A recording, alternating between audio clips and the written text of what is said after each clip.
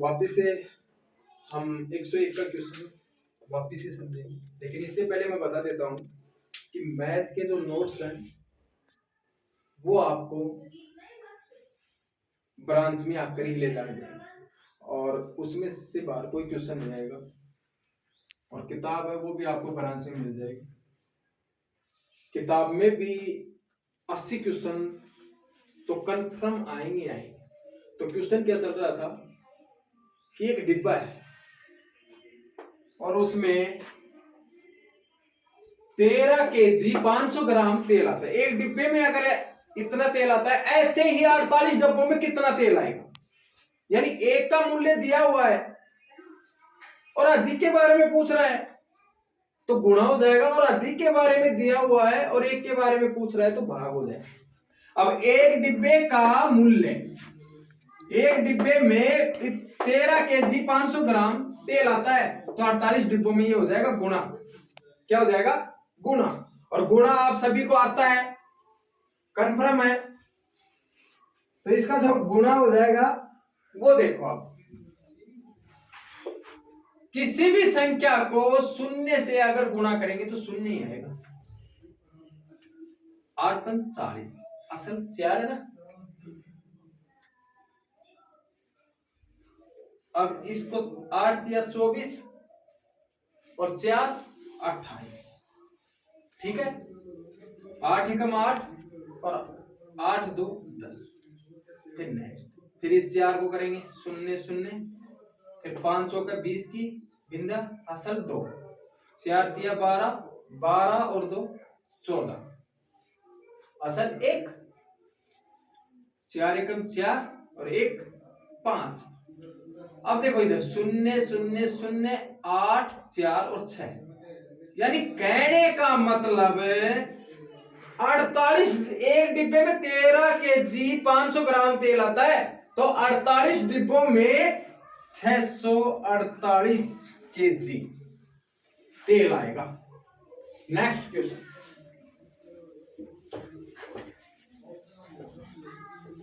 समझ में आया ना ये क्वेश्चन? तो मेरे बेटे पढ़ना तो पड़ेगा, पढ़ाने के अलावा कुछ नहीं है। जो हमारे नोट्स हैं मैथ के वो ये हैं, तो इसमें पूरी मैथ है और हिंदी भी है। तो मैथ में इससे बाहर कोई क्वेश्चन नहीं जाएगा, रूल है, बता दें। आ जाओ आगे। सामान्यतः वस्तुओं की लंबाई किसमें मापी जाती है? देखो, एक तो होती है तरल वस्तु, मैंने पहले वीडियो में बताया था। एक होती है ठोस वस्तु, और अब ये पूछ रहा है लंबाई, ठीक है।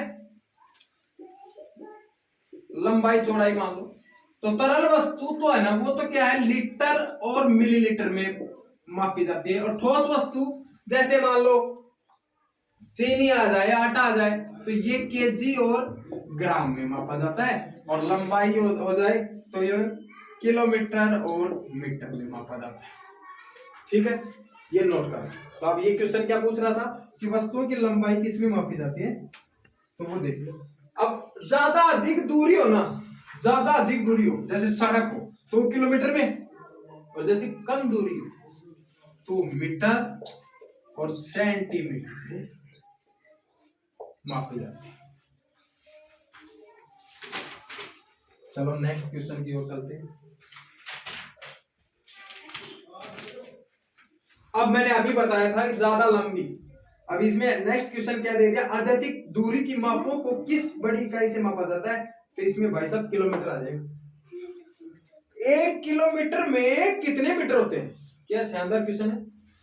1 किलोमीटर बराबर 1000 मीटर होते हैं बेटा, और 1 मीटर बराबर 100 सेंटीमीटर होते हैं, और 1 सेंटीमीटर बराबर 10 मिलीमीटर होते हैं। अगर पूछ रहे 1 किलोमीटर 1000 मीटर, 1 मीटर 100 सेंटीमीटर, और 1 सेंटीमीटर 10 मिलीमीटर, यानी एक क्वेश्चन दिया हुआ है और मैंने इसी रूप में आपको 3 क्वेश्चन समझा दिए। उसके बाद देखो मीटर को सेंटीमीटर में बदलने के लिए कितने से गुणा करना पड़ेगा। अरे क्या बोल रहे हैं बेटे कि मीटर को सेंटीमीटर में बदलने के लिए कितने से गुणा करना पड़ेगा। तो देखो इधर ध्यान से देखो, 1 मीटर बराबर 100 सेंटीमीटर होता है, यानी मीटर को सेंटीमीटर में बदलने के लिए 100 से गुणा करना पड़ेगा। और अगर सेंटीमीटर आपको दिया हुआ है और मिलीमीटर में, इसमें मीटर में अगर आपको बदलना है तो बेटा 100 का भाग लगेगा। इस आधार से क्वेश्चन नेक्स्ट आएंगे मैं बता।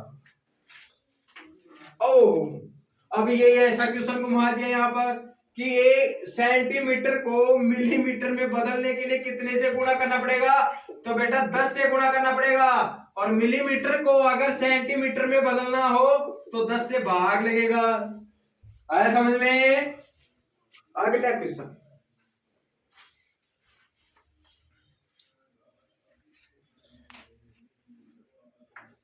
ये इतना शानदार क्वेश्चन है और ऐसा क्वेश्चन परीक्षा में 100% आएगा। इंपॉर्टेंट क्वेश्चन है ये, नोट कर लेना। संख्या चेंज हो सकती है लेकिन तरीका यही रहेगा। अब इसमें क्या है क्वेश्चन में वो देखो, कविता के घर से, जैसे मैंने यहां पर आपका घर बनाया और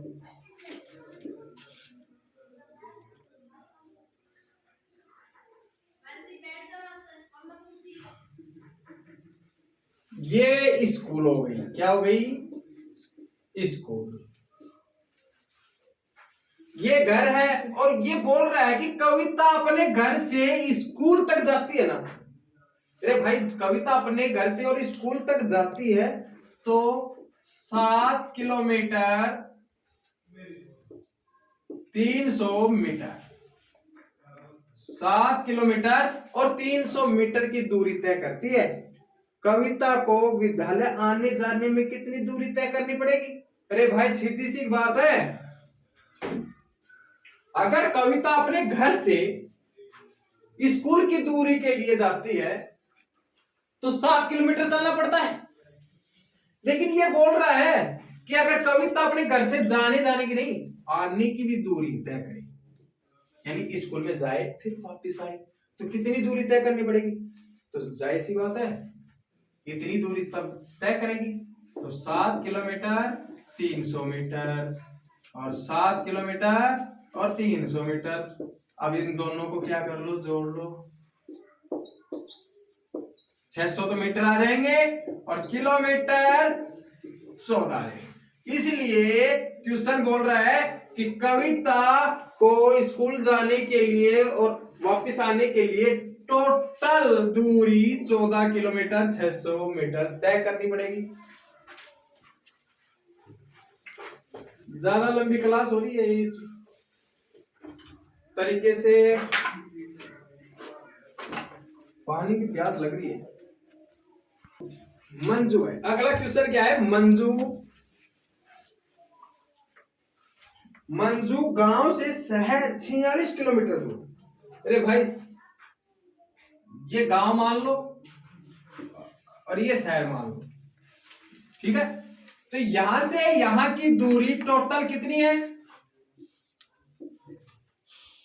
टोटल 46 किलोमीटर है, ठीक है। उसके बाद में देखो 32 किलोमीटर 600 मीटर दूर जाने के बाद बस खराब हो जाती है। अरे भाई कितनी दूरी तय की उसने, 32 किलोमीटर और 600 मीटर, 32 किलोमीटर और 600 मीटर, यानी इतनी दूरी तय की। मान लो ये इतनी दूरी बाकी है, तो बताओ मंजू ने कितनी दूरी तय करनी बाकी, यानी अब मंजू को कितनी दूरी तय करेगी जब जाके वो शहर में पहुंचे। तो भाई देखो 32 किलोमीटर इसमें से माइनस कर दो और यहाँ 600 मीटर लगा लो और यहाँ पर 0.00 मीटर लगा लो।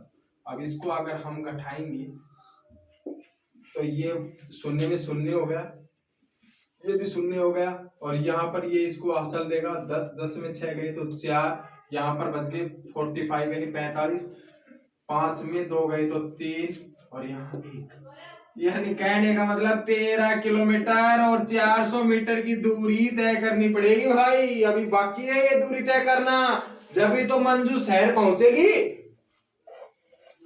अगला क्वेश्चन,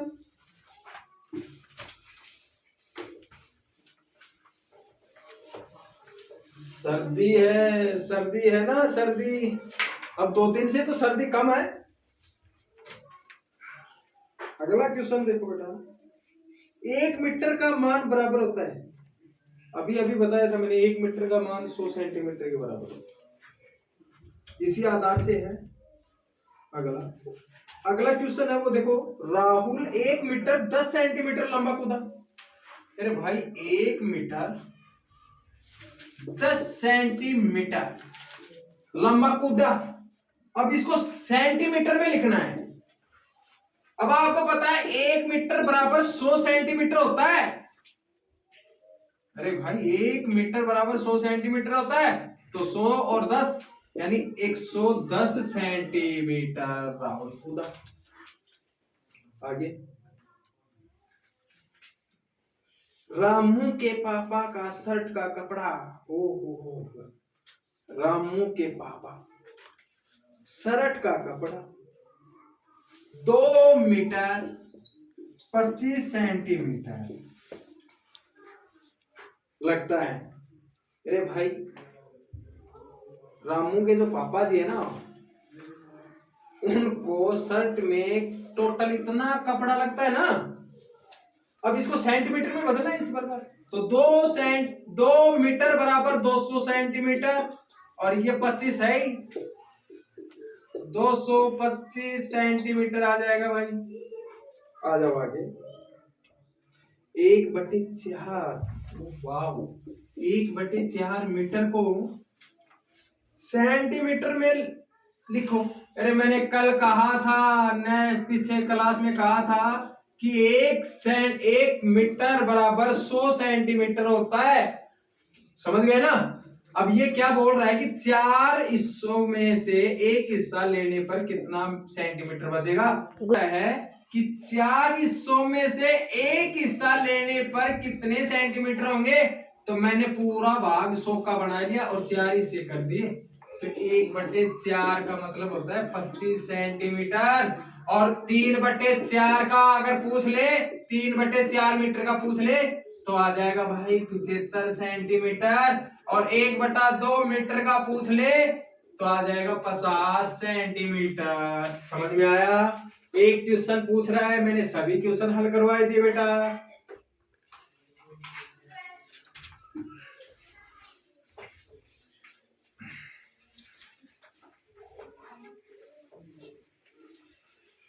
तुम मेहनत करते जाओ, हम तुम्हारे साथ हैं।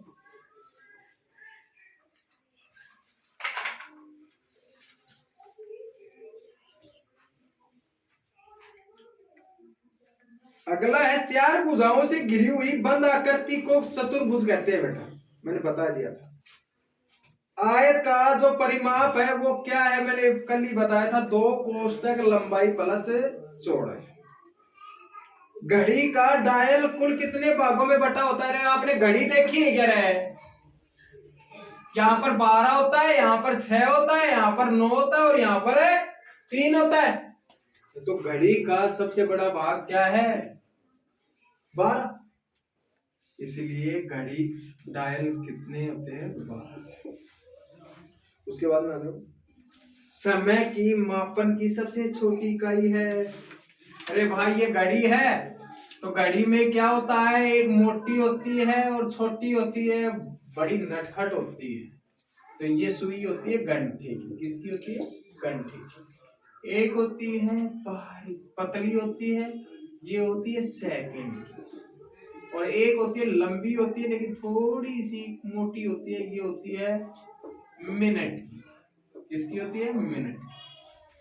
अब इस आधार से चलते हैं, तो ये पूछ रहा है घड़ी की सबसे छोटी इकाई क्या है, तो वो बेटा सेकंड है। क्या है? सेकंड। और घड़ी की सबसे बड़ी इकाई पूछ ले तो आ जाए घंटा। अब इसका थोड़ा सा बता देता हूं। एक घंटा बराबर 60 मिनट के बराबर होता है और 1 मिनट बराबर 60 सेकंड के बराबर होती है। समझ में आ गया? घंटा इकाई को मिनट इकाई में बदलेंगे 60 से गुणा हो जाएगा और मिनट इकाई को घंटा इकाई में बदलेंगे 60 से भाग हो जाएगा और मिनट इकाई को सेकंड इकाई में बदलेंगे 60 से गुणा हो जाएगा और सेकंड इकाई को मिनट इकाई में बदलेंगे 60 से भाग हो जाएगा। और डायरेक्ट अगर घंटा इकाई को सेकंड इकाई में बदलेगा तो 3600 से गुणा हो जाएगा और सेकंड इकाई को अगर घंटा इकाई में बदलेगा तो 3600 से भाग हो जाएगा। ये याद रखना। ओके बेटा, बाकी के क्वेश्चन है घड़ी के हैं तो इस आधार से आप लगे रहो। किलोग्राम के हो गए हैं, घड़ी के कंप्लीट इसी तरीके से आएंगे कि 1 घंटे में कितने मिनट होती हैं, 1 मिनट में कितनी सेकंड होती हैं। या फिर क्वेश्चन ऐसे आ सकता है, क्या नाम है, एक क्यारी को भरने के लिए 5 मिनट लगती हैं, तो बताओ 10 क्यारियों को भरने के लिए कितने मिनट लगेंगी। तो ये क्या हो जाएगा, गुणा हो जाएगा, 50 मिनट लगेंगी। इस आधार से क्वेश्चन पूछेगा छोटे छोटे। ठीक है बेटा। अब इसमें एक क्वेश्चन दिया है, 1 घंटे में कितने मिनट होते हैं, मैंने बताया दिया 60 मिनट होती हैं। 1 घंटे में कितने सेकंड होते हैं, तो 3600 सेकंड होते हैं। आ जाओ, आपके 150 क्वेश्चन कंप्लीट हो गए हैं। उसके बाद में इतने क्वेश्चन हो रहे हैं वो कल कंप्लीट कर देंगे टोटल कोर्स। तो मैं मेरे दोस्तों को एक ही बात कहना चाहता हूं और प्यारे बच्चों जो 5th क्लास के बच्चे हैं, जो देवनारायण की तैयारी के लिए 70 2000 ये क्या चल रहा है 25, तो 25 और 26 में अगर कोई बच्चा देवनारायण योजना की तैयारी करने की कोशिश कर रहा है तो YouTube चैनल पे जाएं, आयुष आवाना सर्च करें या फिर कांटेक्ट नंबर मैं हर वीडियो में शेयर कर रहा हूं, तो इस पे संपर्क करें और यहां से बुक्स ले जाएं। जून में एग्जाम होगा। और एक खुशखबरी और बता देता हूं, RSR योजना का भी समान कोर्स है, तो ये कोर्स भी इसमें ओनली फॉर बॉयज, किसी भी वर्ग के हो, किसी भी वर्ग के हो, ब्राह्मण हो, जाट हो, गुर्जर हो, SC वर्ग के हो, ST वर्ग के हो, किसी भी वर्ग के हो, तो ये फार्म भी मई में भरे जाएंगे और इसका भी मई में भरा जाएगा देवनारायण योजना का। इसलिए बच्चों संपर्क कर लें। ओनली फॉर 3 महीने की बात है। अप्रैल मई जून, ये जनवरी चल रहा है, अभी 5वीं क्लास के बोर्ड के एग्जाम है मार्च में, तो जमकर तैयारी करें और इसका सुनहरा फायदा उठाएं। जय हिंद, जय भारत।